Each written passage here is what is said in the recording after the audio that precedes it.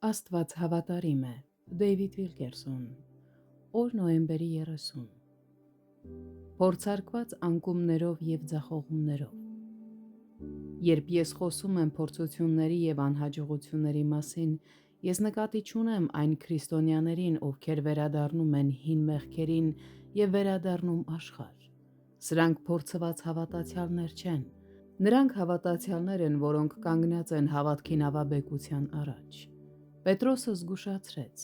«Զգույշ կացեք, որ միգուցե անօրենների մոլորությունով հափշտակվելով ընկնեք ձեր հաստատությունիցը»։ 2 Պետրոս 3:17 խոսք։ Պետրոսը զգուշացնում է այն հավատացյալներին, ովքեր մտադիր են հետևել Տիրոջը և աճել սրբության մեջ։ Հնարավոր է դուք ընկել եք, չնայած Տիրոջ հետ ձեր ունեցած բոլոր առաջընթացին։ Եթե ես ձեզ հարցնեմ, թե ինչն է ձեր անկման պատճառը, դուք կարող եք ասել.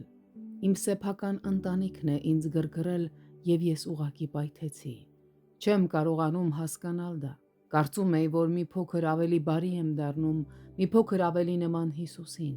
բայց ինչ-որ մեկը պարզապես սխալ կոճակ սեղմեց և ես կորցրի իմ ինքնատիրապետումը»։ Եթե ես ձեզ հարցնեմ, թե ինչու, դուք կարող եք փորձել բացատրել. «Ես պարզապես մարդ եմ, որքան կարող եմ դիմանալ»։ Կարևոր չէ դուք գրգռված էիք, թե ճիշտ էիք։ Գրգռվածությունը միայն ապացուցեց, որ դուք ազատագրման կարիք ունեք։ Սուրբ Գիրքն ասում է. «Ամեն դառնություն և բարկություն, և սրտմտություն, և աղաղակ, և հայհոյություն թող վեր առնվի ձեզանից ամեն չարության հետ»։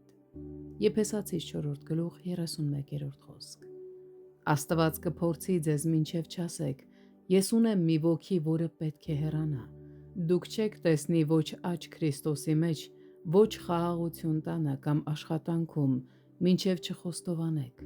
«Դու ճիշտ ես, Տեր, վերցրու այն ինձանից»։ Եթե դուք փորձության եք ենթարկվում այս կամ որևէ այլ ոլորտում, կարող եք ձեզ նաև անարժան զգալ ասելով. «Որքան առավելություններ եմ կորցրել,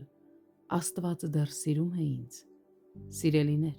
եթե դուք իսկապես զղջացել եք, ապա դուք ոչինչ չեք կորցրել։ Աստված կգրկի ձեզ իր սիրող գրկի մեջ և կասի.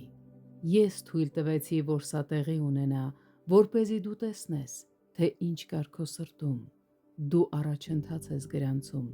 և դա ինձ ուրախացնում է»։